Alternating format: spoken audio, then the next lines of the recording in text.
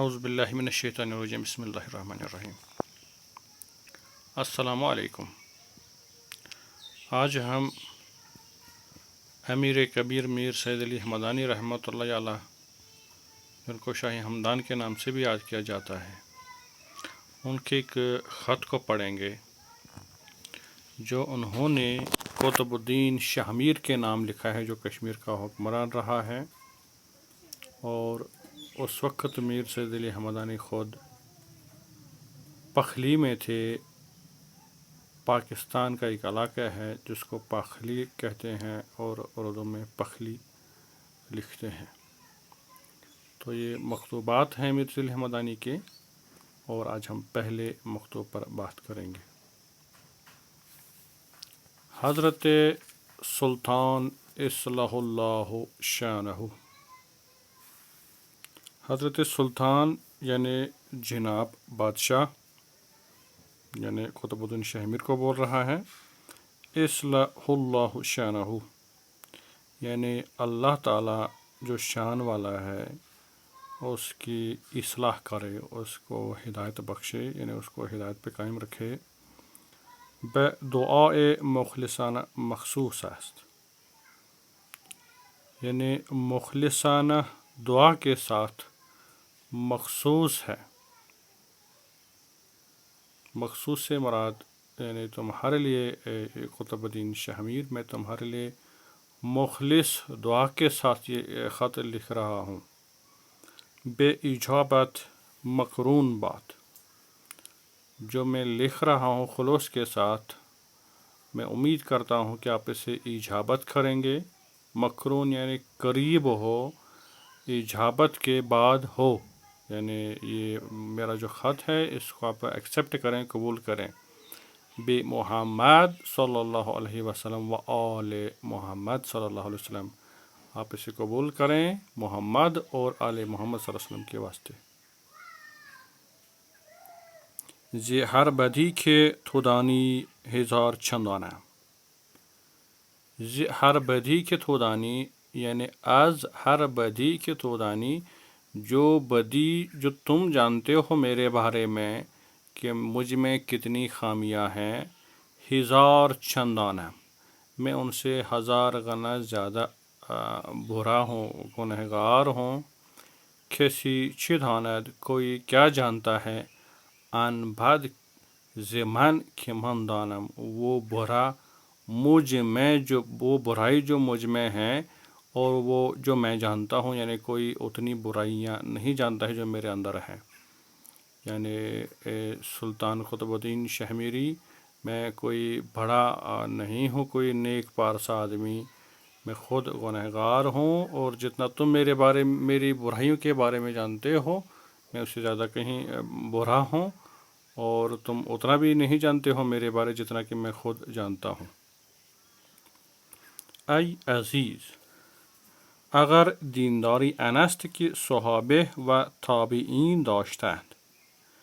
اے سلطان قطب الدین شاہ میر عزیز، اگر دینداری وہ ہے جو صحابہ اور تابعین رکھتے تھے، و مسلمانی ان کے در کرنے اول اسلام ورزیدند، اور مسلمانی وہ تھی جو پہلی صدی ہجری میں اپنائی گئی، ورزیدن یعنی اپنائی گئی، جو مسلمانوں نے اسلام پہلی صدی ہجری میں اپنایا۔ جائے انست کی غبران و مغان از تردامنی ما ننگ دارند، یعنی وہ اسلام تو تھا لیکن آج ہمارے پاس وہ اسلام نہیں ہے۔ آج جائے انست، آج ہم اس مقام پر پہنچے ہیں، اس جگہ پر پہنچے ہیں کہ غبران یعنی کافر لوگ، و مغان کہتے ہیں ان عورتوں کو جو گانا گاتی ہیں اور اس پہ ناچتی بھی ہیں، یعنی گانا گانے والی عورتیں جو ہیں، فحش عورتیں، کافر اور وہ فحش عورتیں، از تار دامن یہ ماں ننگ دارن، وہ بھی ہماری تر دامنی پر یعنی ہمارے گنہگار دامن پر جو ہیں شرمندگی محسوس کریں گے۔ و جہودان بے مقدار، اور جہودان جو ہیں یعنی یہودی لوگ جو ہیں بے مقدار یعنی جو ایک تو قلیل مقدار میں ہے، قلیل تعداد میں ہے، اور دوسرا اللہ کے سامنے ان کی کوئی وقت نہیں ہے، کوئی مقدار ان کا نہیں ہے. مسلمان یہ ماں بین اعتقاد را بکاہ برگی بھر ندارن. وہ بھی ہماری مسلمانی کو، ہمارے جو کردار ہیں، کرداروں کے مطابق جو ہم مسلمان ہیں، ہماری مسلمانی جو ہے وہ بھی اس اعتقاد کے ساتھ ہماری مسلمانی کو پتے کے کاہ برگی یعنی گھاس کے تنکے یا پتے کے برابر بھی اس کو نہیں سمجھیں گے، اور یہ حقیقت بھی ہے.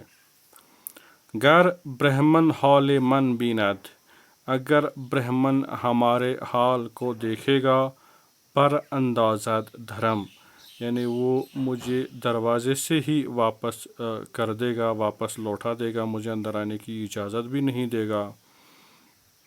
زیان کے چون من بد کنش را پیش بت ہم بار نیست، کیونکہ مجھ جیسا جو ہے برا کردار والا، بد کنش یعنی برا کردار والا، را پیش بت کے سامنے بھی کوئی بار نیست یعنی کوئی وزن نہیں ہے، کوئی وقت نہیں ہے. ہمارا کردار جو ہے وہ اسلام کے نزدیک بہت پیچھے ہے، ہم کہیں اس میں جو ہے کہیں ہمارا وہ وقت نہیں ہے، حیثیت نہیں ہے، کیونکہ ہم کردار میں بہت پیچھے ہیں.